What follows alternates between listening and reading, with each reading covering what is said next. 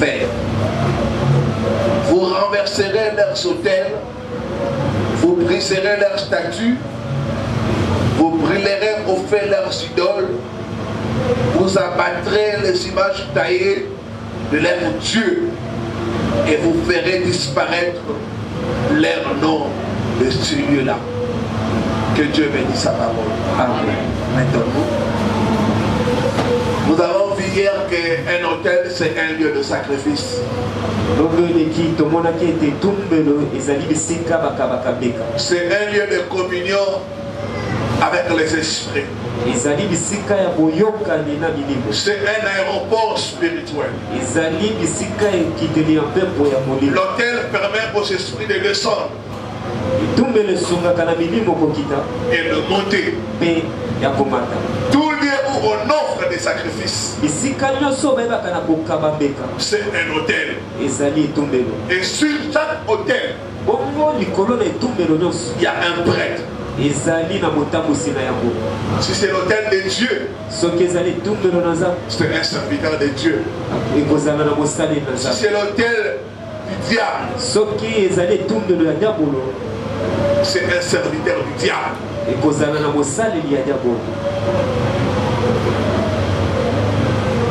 Je vais avancer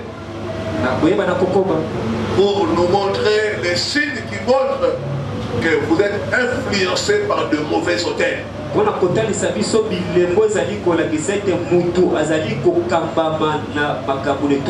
de fois nous souffrons à cause des mauvais autels. Beaucoup sont enseignés mais sont contrôlés par les autels familiaux.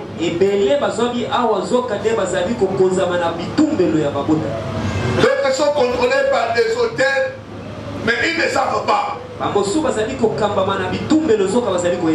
dit mon peuple est détruit par manque de connaissance. Nous voulons donner la connaissance afin de bien combattre l'ennemi et d'avoir la victoire. Quels sont les signes qui peuvent t'aider à reconnaître que ta vie est sous l'influence d'un mauvais autel? Les autels parlent de frères et sœurs. Les autels réclament les gens. Les autels condamnent les gens. Premier signe qui va te permettre de connaître que ta vie est influencée par des mauvais autels,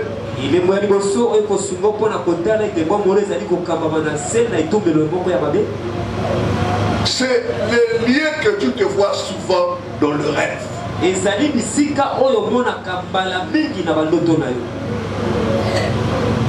Ça peut être ton lieu de naissance. Ça peut être la parcelle familiale. Ça peut être la forêt. Ça peut être les eaux. Quel est le lieu dans lequel tu te retrouves le plus souvent dans tes rêves? Le rêve ne trompe pas. Les rêves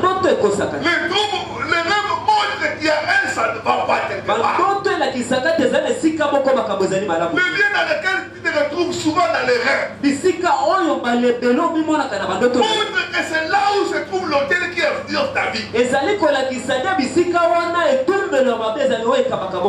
Il y en a chaque fois qu'il dort. Il se retrouve dans la parcelle familiale. Ça veut dire qu'il y a un lien entre cette personne et la parcelle familiale. Donc il y a un hôtel. Donc la personne est prisonnière de l'hôtel. Il y en a, quand ils dorment, ils rêvent toujours qu'ils sont au village. Ce n'est pas un hasard. Il y a quelque chose qui se fait. Il y a un hôtel qui te réclame. L'hôtel te dit que tu es là, tu nous appartiens. Qui est le nôtre. Même si tu vas où, tu es lié ici. Beaucoup d'enfants sont prisonniers de mauvais hôtels. Et ils ne le savent pas. Ils se retrouvent chaque fois dans la parcelle familiale. Dans les quartiers, ils ont grandi. Alors qu'ils ont quitté ça il y a longtemps. J'ai reçu le cas d'un frère. Il est à l'extérieur du pays. Il m'a dit, pasteur, chaque fois je me retrouve dans la parcelle familiale. Dans mes rêves. Souvent. Toujours je suis à demi-nu. Toujours dans de mauvaises positions. Bien-aimé, ce frère était marié. Son mariage a été détruit comme ça. Il n'arrive pas à rester longtemps dans un travail. Toujours en train de tourner en rond. Pourquoi? Parce que lui ne savait pas. Mais il était prisonnier d'un hôtel. Bien-aimé, quel est le lieu dans lequel tu te retrouves souvent dans tes rêves? Cela montre le type d'hôtel qui t'influence. Il y a beaucoup de familles, il y a des choses qui se sont faites. Il y a des cérémonies. Il y a des sacrifices. Et ce sont ces hôtels que nous avons bâtis. Demain, je vais montrer comment on bâtit un mauvais hôtel. Et dans la suite des enseignements, je vais montrer aussi comment bâtir l'hôtel pour Dieu. Mais les lieux dans lesquels tu te retrouves dans tes rêves montre le type d'hôtel qui te réclame. Montre le type d'hôtel auquel tu es prisonnier. D'autres se voient chaque fois dans la forêt. Cela veut dire que ton hôtel est dans la forêt. D'autres sont là, vous voyez toujours dans les cours de sous. En train de se laver. Toujours en train de se promener tout près de la rivière. Toujours en train de chercher de traverser une rivière. Donc cela montre que tu es condamné dans les hôtels de sous. Il y a des hôtels de forêt. Il y a des hôtels de sceaux. Il y a des hôtels de lieux où nous avons grandi. Même des lieux de nos naissances. Donc ce n'est pas un hasard que tu te retrouves à un endroit donné dans ton rêve. Cela montre qu'il y a un hôtel qui te réclame là-bas.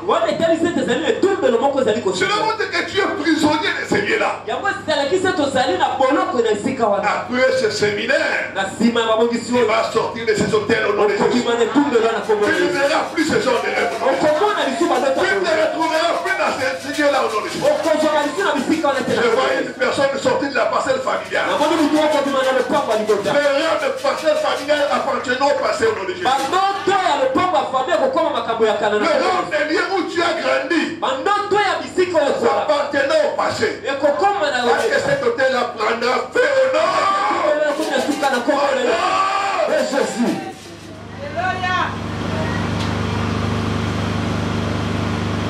Ça c'est le premier signe pour reconnaître l'hôtel qui t'influence.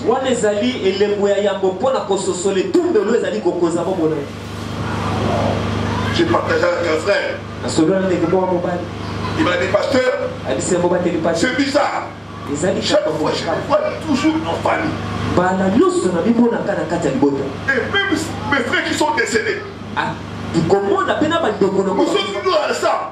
En train de manger, en train de causer, et dans la parcelle familiale. J'ai dit, non, il y a quelque chose qui s'est fait. Ce n'est pas un hasard. Il y a un hôtel quelque part. Il y a des cérémonies qui ont été faites. Il faut renverser ces mauvais hôtels. Donc tu vois un lieu donné dans ton rêve. Surtout un lieu que tu as quitté.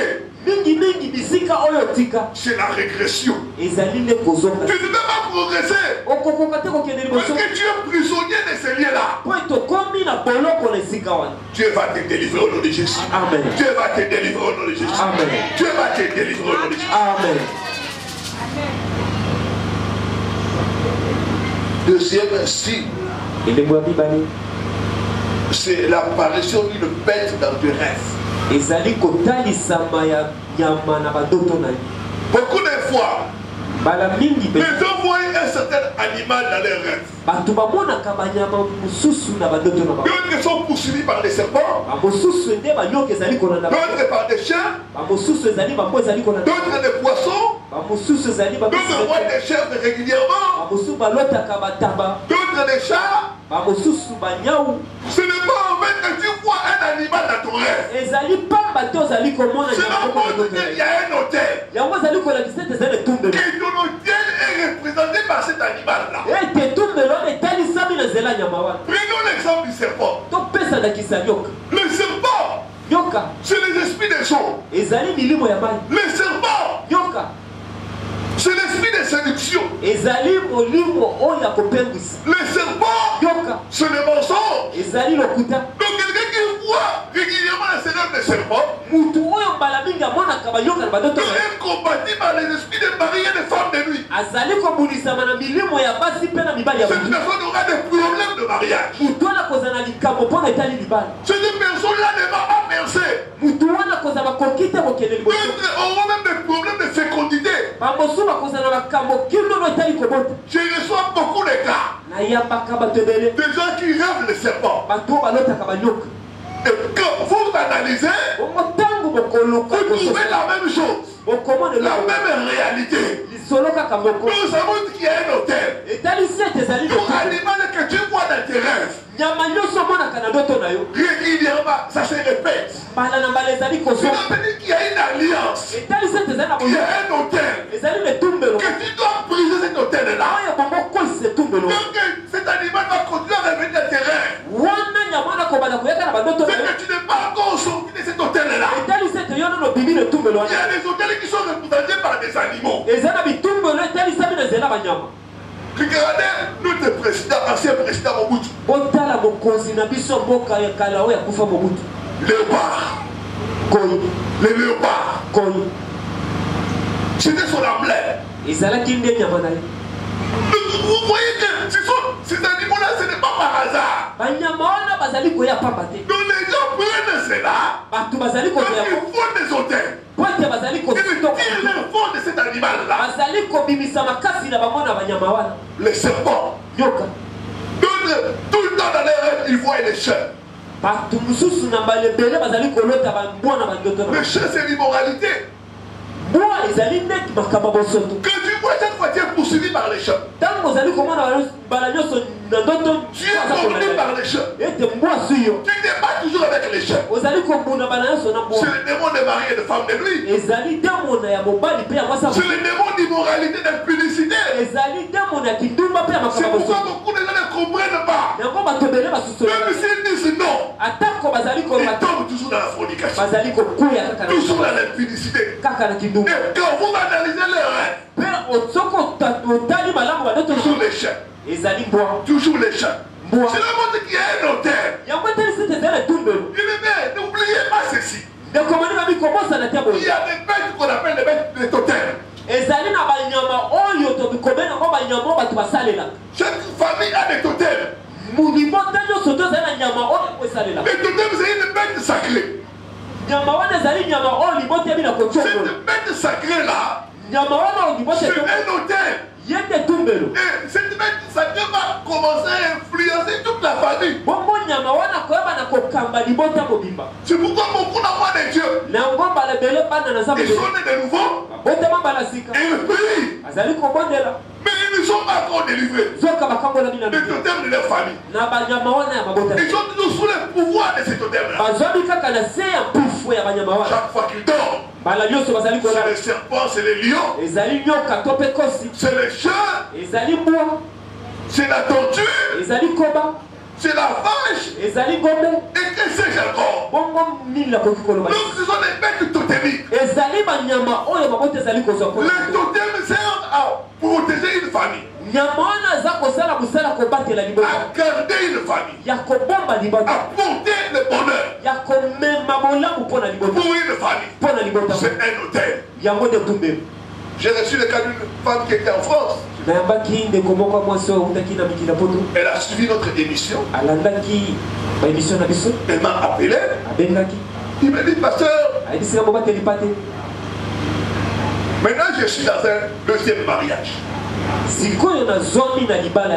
Dans mon premier mariage, je vivais avec un homme. Cet homme aimait beaucoup les serpents.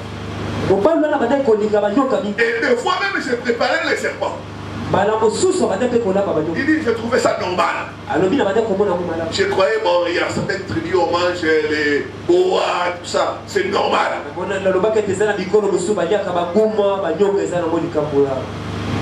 Et chaque fois, j'ai été dans ces mariages-là, dans ces premiers mariages-là, je voyais toujours dans mes rêves les serpents. Même quand je dormais, je dormais avec un serpent. Et des fois même, tu vois comme ça, quand tu deviens enceinte, il y a une force qui fait sortir la grossesse. Plus de 5 ans de mariage. Moi d'enfant. J'ai quitté cet homme-là. Je suis allé dans un autre mariage. Le rêve des serpents ne fait que continuer. Vous savez que les serpents avalent. Les serpents avalent les œufs. Si vous êtes une femme mariée, vous voyez les serpents, c'est dangereux. Donc vous avez besoin de la délivrance. Tout le type d'animal qui apparaît dans le terrain. Montre le type d'hôtel qui t'est couvert. Je te vois sortir au nom de Jésus. Amen. Tu vas sortir de cet hôtel au nom de Jésus. Amen. Ces rêves de chats vont prendre paix au nom de Jésus. Amen. D'autres même disent que le totem porte bonheur. Nous devons protéger cet animal-là. C'est pourquoi certains sont même dans l'église, mais quand ils vont dans la forêt, quand les serpents les voient, les serpents fuient. Les serpents ne veulent pas les mordre. Pourquoi? Parce que c'est dans leur totem. Quand les serpents voient, ils disent, oh, cette personne est en alliance avec moi. Cette personne c'est un serpent. Pourquoi? À cause de l'hôtel qui a été bâti par ses ancêtres. Tu vas sortir des mauvais hôtels au nom de Jésus. Amen. Tu vas sortir des mauvais hôtels au nom de Jésus. Amen. J'ai beaucoup de cas, frères et sœurs. Des animaux dans les rêves. J'ai plus de 5 vidéos que les gens ont suivi. Le serpent dans les rêves, le chien dans les rêves. C'est des vidéos que beaucoup de gens suivent et continuent à suivre. Le nombre de gens qui font les rêves des serpents est impressionnant. Ça montre les forces des sons, les esprits des sons, les esprits de mari et de femme de nuit. Je vois Dieu qui est délivré au nom de Jésus. Amen. Tu vas sortir de ces mauvais hôtels aujourd'hui. Amen.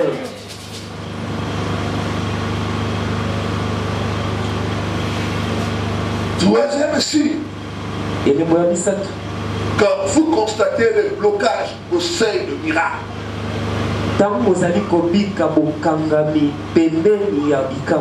alors que le miracle est sur le point d'arriver, quelque chose vient bloquer ça. C'est la montre que ta vie est influencée dans les mauvais hôtels. Il y a un hôtel qui te réclame. Il y a un hôtel qui ne veut pas que tel aspect de ta vie puisse voir pour que la gloire de Dieu puisse apparaître.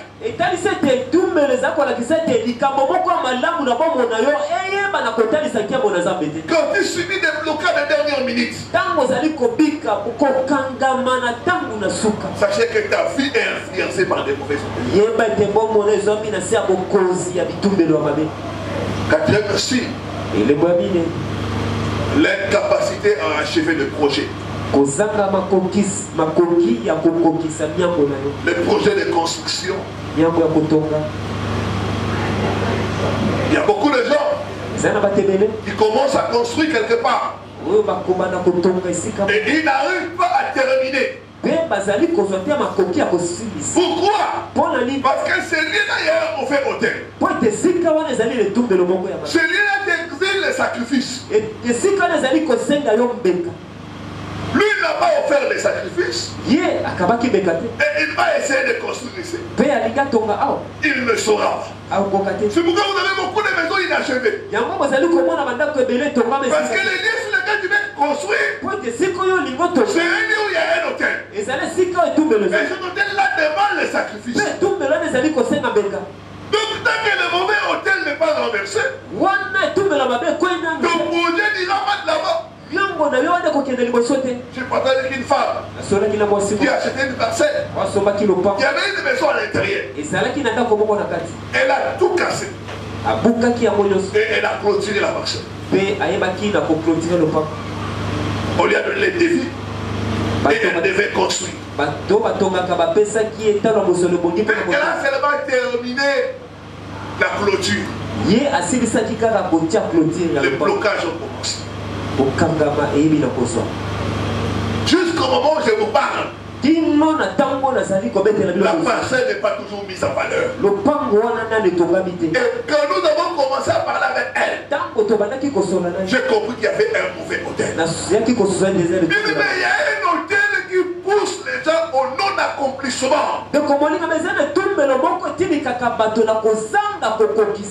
la personne peut commencer une chose, mais ne jamais arriver au bout. Dis vraiment au nom de Jésus.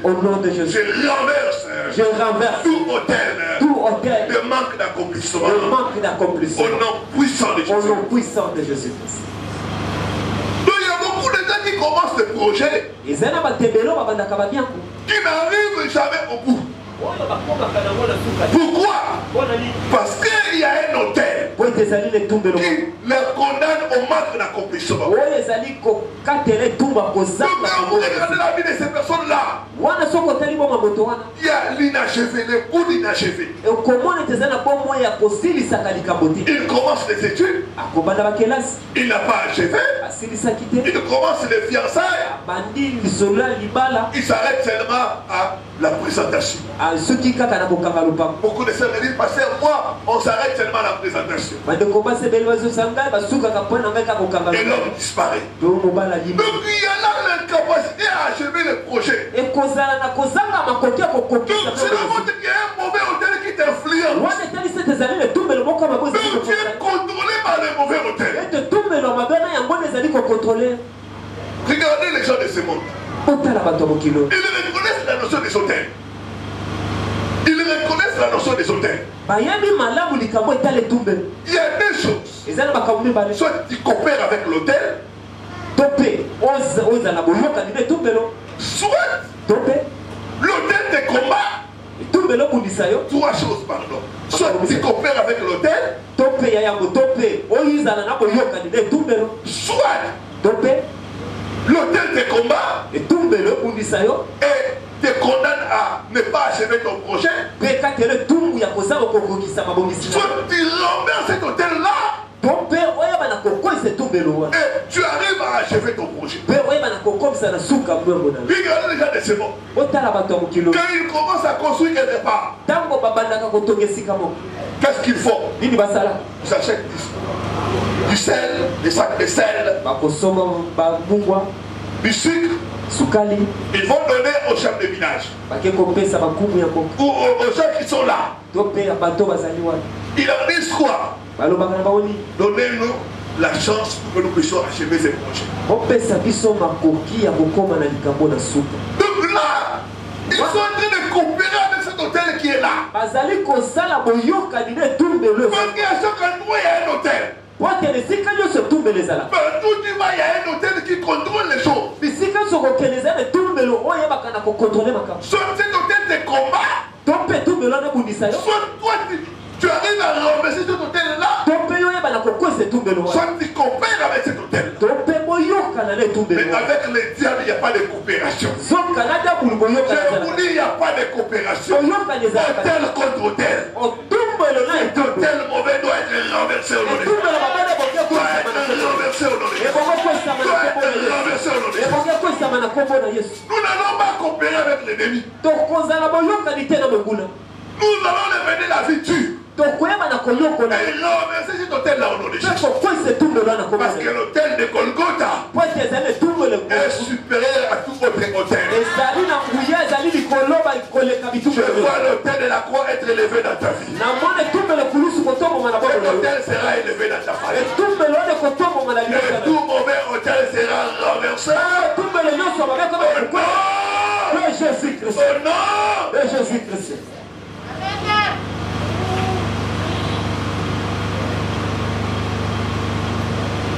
Incapacité à achever ce projet. Cinquième aussi, les locataires non rentables qui refusent de payer les loyers. Beaucoup de gens, c'est la même réalité que je continue encore. Beaucoup de gens sont venus se plaindre auprès de moi. Des sujets de prière. Pasteur, prie pour mes locataires. Ils n'arrivent plus à payer. Ils refusent de payer. Mais les enfants, c'est un combat.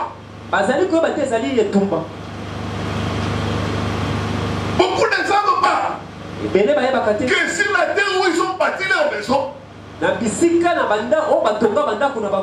a des mauvais hôtels qui rendent les locataires pauvres. C'est pourquoi beaucoup vous voyez les locataires entrer. Il est bien. Il paye 1 mois, 2 mois, 6 mois. Il commence à avoir des problèmes. Non, madame, vous pouvez enlever dans la garantie. Ça, c'est les bailleurs n'aiment pas attendre ça.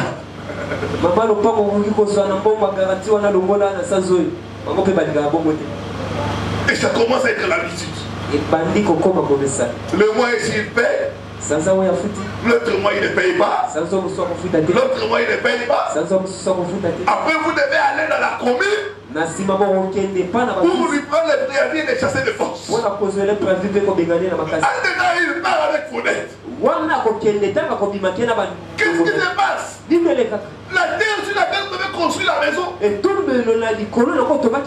pourquoi là où vous allez louer, s'il y a un mauvais hôtel, ça va te rendre pauvre. Bien aimé, il y a beaucoup de réalités dans le combat spirituel. Vous avez, il y a des parcelles de blocage.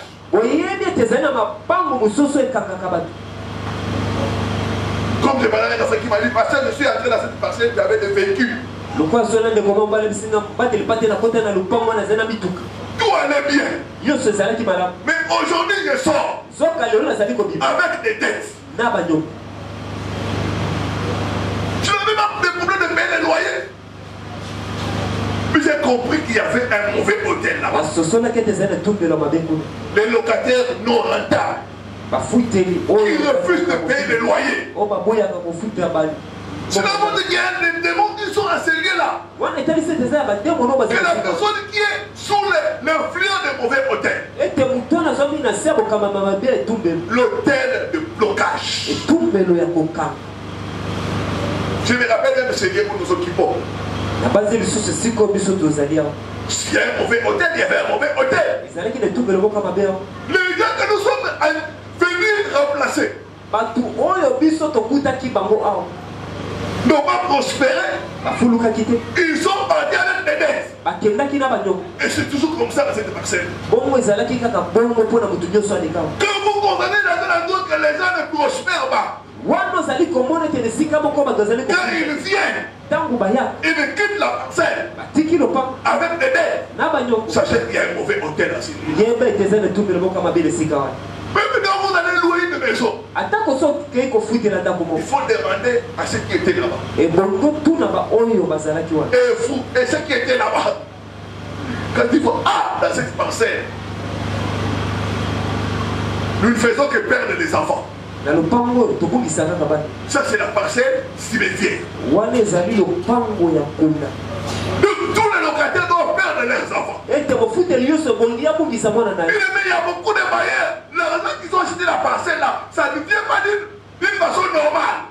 mingi okomona ete mbongo asomaki lopango wana eyaki na nzela malamu te Nous, cet argent commence à demander les sacrifices, les sommes. bongo mbongo wana ekomi kosenga mbeka ya bato Nous, les sacrifices vont aller même au-delà de... mbeka wana kokende kine libanda ya bandeko ya libota na ye Donc il y a des parcelles cimetières. ezali na mapango ezali kunda Il y a aussi des parcelles pharmacie. ezali mpe na mapango ezali pharmacie Donc dès que la personne entre là-bas, la personne commence à tomber toujours malade. wana moto akoti kaka kuna bandi kobela Je suis allé prier pour une de mes filles à Kitambo. nakendaki kosambela mpo na moko bana nanga basi Après la prière, na nsima losambo je lui ai dit, parce que depuis qu'elle était entrée dans cette parcelle-là, po ete banda kaka akotaka na lopango wana jamais elle a été en bonne santé. atikala kozala zoto S'il m'appelle papa, viens. soki abenga papa yaka C'est papa qui me suit à l'hôpital, je suis hospitalisé.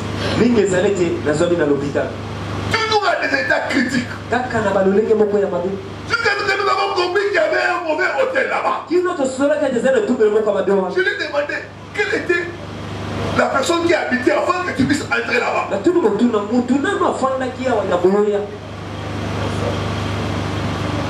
Et l'occupant là, c'était un marabout. wana azalaki mahamu Il aimait. molingami Donc cet homme-là avait placé un mauvais hôtel là-bas. wana yebaki na kotonga etumbelo moko ya mabe wana Il y a des parcelles blocages, il y a des parcelles cimetières. ezali na mapango ezali ya kokanga ezali na mapango ezali ya kunda Il y a des gens qui entrent et commencent à avoir des phénomènes bizarres. ezali mpe na bato soki akoti akomi komona makambo Hôtel contre hôtel. etumbelo na etumbelo Soit tu coopères avec l'hôtel, to mpe ozala na boyokani na soit etumbelo tu renverses cet hôtel-là, to mpe okoze soit cet hôtel-là te combat.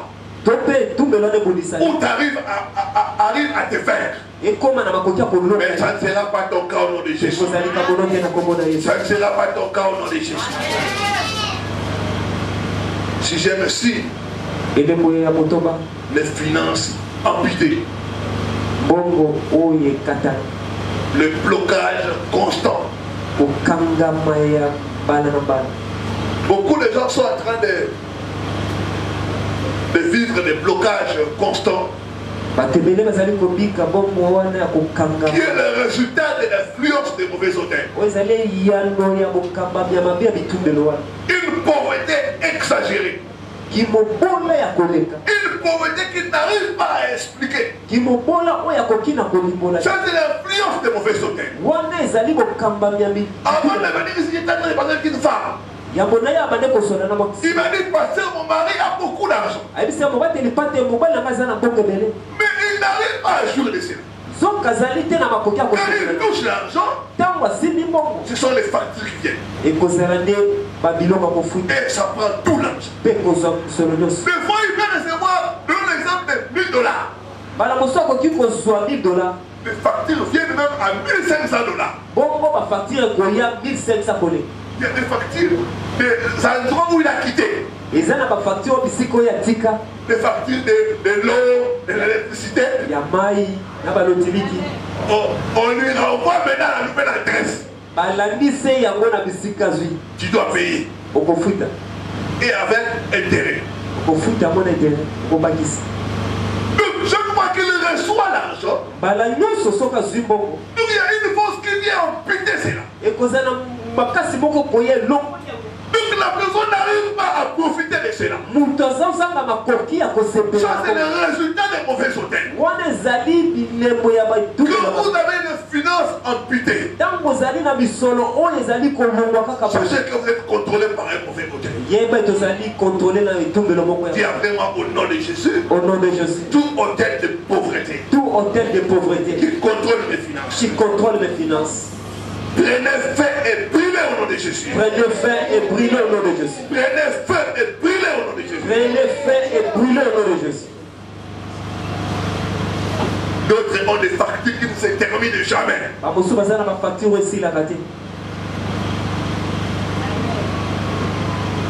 Comme une de mes filles qui est venue m'a dit, pasteur, les gens des impôts sont venus. Les gens des impôts sont venus.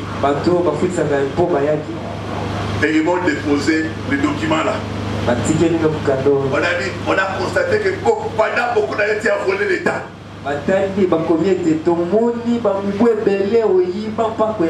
Tu dois payer 5 000 euros. Voyez, en Europe, c'est terrible quand on te dit que tu as volé l'État. Tu dois payer toutes les factures qui viennent comme ça, tu ne comprends pas. Tu as l'argent, mais quelque chose vient détruire, vient ravir cela.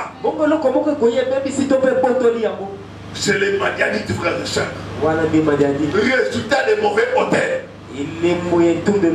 Dis après moi, mes finances ne seront plus contrôlées par des mauvais hôtels. Les finances ne seront plus contrôlées par les mauvais hôtels. Au nom de Jésus-Christ. Au nom de Jésus-Christ. Je ne travaillerai pas en vain au nom de Jésus. Je ne travaillerai pas en vain au nom de Jésus. Je ne vais travailler en vain. Pourquoi? Parce que les résultats est pris par ceux qui contrôlent les hôtels et leurs familles. Ils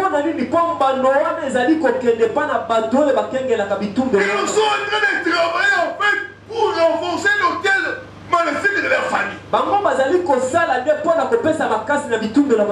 Chaque fois qu'ils viennent le recevoir, on vient amputer cela. Oh, après ce séminaire, cette chose sera corrigée au nom de Jésus. On ne pourra plus amputer les finances au nom de Jésus. Le dévoreur sera arrêté au nom de Jésus.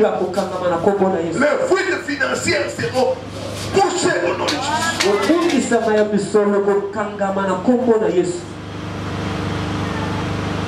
Septième chose qui montre que la personne est influencée par des mauvais hôtels,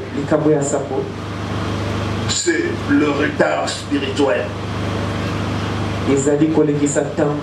Le retard spirituel, ça montre qu'il y a un hôtel magnifique dans la vie de cette personne-là. Quand vous êtes toujours en retard, vous êtes avec les gens et ils sont promis, mais toi c'est toujours en retard. Tu es toujours servi les derniers en retard. Et difficilement. Et ils sont finalisés, pasteur. Moi, c'est mon cas. Je suis toujours la dernière. On peut avoir payé les gens au mois de janvier. Moi, c'est au mois d'octobre qu'on va me payer. Il y a un retard diabolique. Et ce retard diabolique est causé par les mauvais hôtels. C'est une personne qui a 45 ans, 40 ans, 50 ans, pas d'enfant. Donc c'est un retard diabolique. Ça montre que la personne est contrôlée par des mauvais hôtels. Ce que les gens font en une année, lui c'est 10 ans, c'est 20 ans.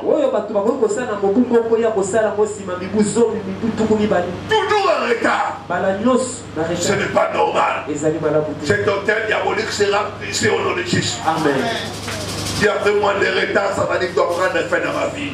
Le retard satanique dans ma vie. Doit prendre fin. Au nom de Jésus-Christ. Je dis qu'il n'y aura plus de retard dans l'accomplissement des promesses que Dieu a données. Amen. Tout démon qui retarde les bonnes choses dans ta vie sera brûlé au nom de Jésus. Sera brûlé au nom de Jésus. Sera brûlé au nom de Jésus. Ce retard peut créer même la lourdeur.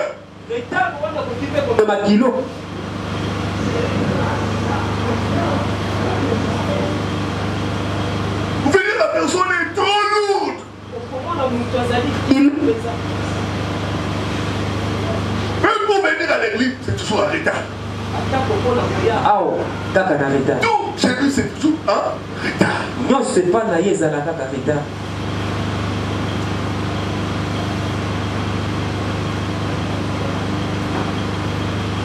Vous verrez une personne qui a 60 ans, mais maintenant il a des bébés, il vient d'avoir l'enfant. C'est un retard. Comment tu vas voir cet enfant grandir?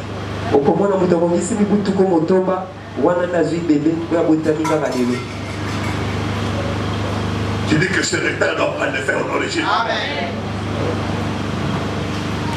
Il y a beaucoup de choses qui permettent de conclure que la personne est sous l'influence de mauvais auteurs. Le retard dans le mariage. Le retard dans beaucoup de bonnes choses. La régression. Les problèmes à répétition. J'ai dit que le pouvoir des mauvais auteurs va être brisé au nom de Jésus. L'heure est arrivée où nous devons élever l'autel de Dieu. Autel contre autel. Ils ont freiné tes bénédictions. Mais aussi élève l'autel de Golgotha pour libérer tes bénédictions au nom de Jésus. Il y aura la vitesse au nom de Jésus. Amen. Il y aura la vitesse au nom de Jésus. Amen. Il y aura la vitesse au nom de Jésus. Amen. Il y en a qui vont avoir 2 fois des jumeaux. Ça veut dire 6 enfants. Ça, c'est l'accélération divine. Il y en a qui vont les pousser de l'avant. Tu vas rattraper le retard au nom de Jésus. Le problème, c'est la délivrance. Tu dois sortir de l'influence des mauvais auteurs. Et après moi, je renverse tout hôtel qui me réclame. Au nom de Jésus-Christ. Au nom de Jésus-Christ. Toi, hôtel de la sorcellerie de ma famille. Sois brûlé par le feu au nom de Jésus. Sois brûlé par le feu au nom de Jésus. Sois brûlé par le feu au nom de Jésus. Sois brûlé par le feu au nom de Jésus. Je sors des contrôles de mauvais hôtels. Au nom de Jésus-Christ. Au nom de Jésus-Christ. Je sors de l'influence de mauvais hôtels. Non, je me sépare. Je me sépare de mauvais hôtels de ma famille.